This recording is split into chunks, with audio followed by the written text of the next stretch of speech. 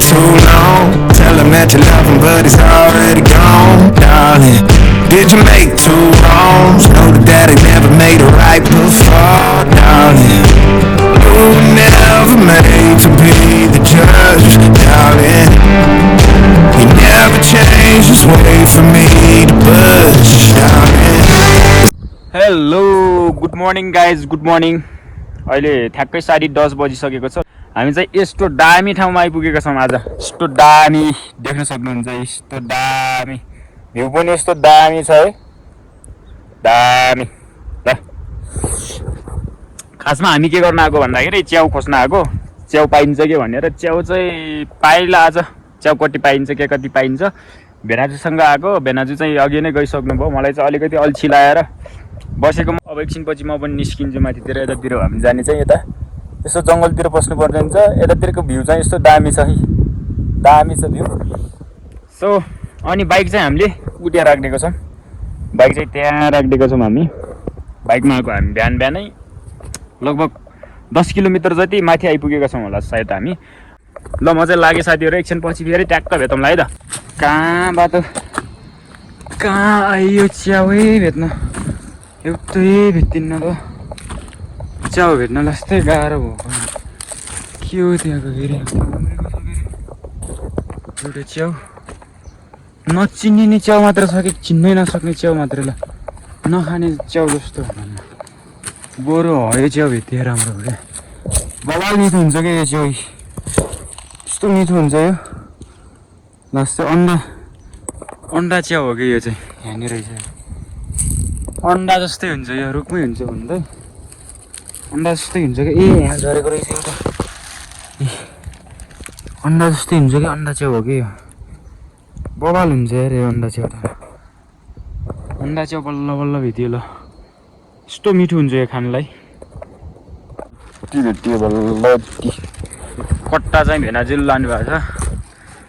भेनाजुले माथि भेट्नु भएको छ अरे। ल मैले चिन्नुहुन्न होला, म सेल्फी गरेर म चिन्न जाँदैछु।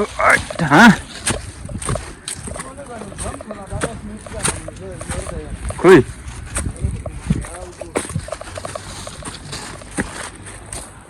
यो यहाँ पनि रहेछ एउटा। यस्तो यस्तो च्याउ त लाग्छ भन्छ नि यार, मुरै लाएर फेरि यस्तो रहेछ त। यस्तो छ त यो च्याउ त खान्न होला त। हामीले भनेको जस्तो च्याउै भेटिएन क्या आजसम्म। खोज्दै जाऊँ होइन, कति भेटिन्छ आजसम्म। यस्तो के खासै नचिनेको जस्तो च्याउ मात्रै भेटिरहेछ भने।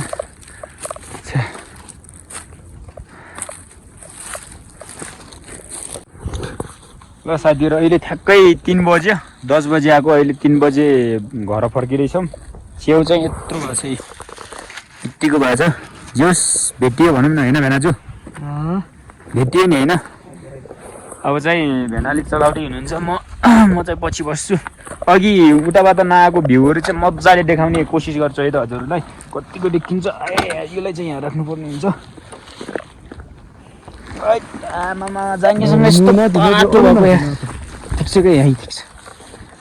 जाऊँ। च्याउ बबाल पाइयो गाइजहरू। अब फर्किँदैछौँ हामी। आलुसँग खानुपर्ने हुन्छ यो च्याउ चाहिँ, खाजामा नास्ता बनाएर खाजाको लागि। घरमा आलु खन्न लगाएको छु घरमा मम्मीहरूलाई। यो च्याउ चाहिँ आलुसँग खानुपर्ने हुन्छ। बिसको स्पिडमा हान्छ अहिले।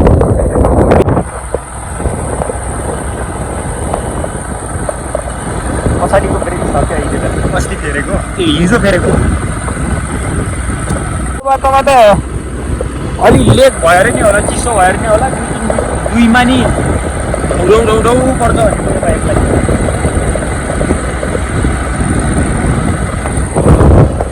बबाल 15,000 घुम्थ्यो है गाइजहरू। यो चाहिँ 15,000 घुम्टी, 15,000 घुम्टी। बबाल छ। ल भ्यू चाहिँ हेर्नुहोस्। अस्ति हामी उता जाने बेला यो बाटो फर्केको कि यहाँबाट यो बाटो यहाँबाट फाटो गएको के भने हामीलाई त्यहाँ पुग्यो। च्याउ चाहिँ भेटियो धेरै नै भेटियो। अब यहाँ अब अलिक परतिर गएर नि खोज्ने भन्ने कुरा छ। अब सायद पुग्छौँ होला, हामी खोज्दैनौँ, जान्छौँ होला एकैचोटि।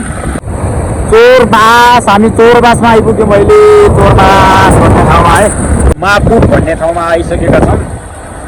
अनि एकचोटि यहाँ गाडी पनि एक्सिडेन्ट भएको हो क्या, यहाँ एकदमै ठुलो एक्सिडेन्ट भएको हो यहाँबाट। यहीँबाट यस्तो घुम्ती अप्ठ्यारो छ, यहीँबाट गएर तल पर झरेको।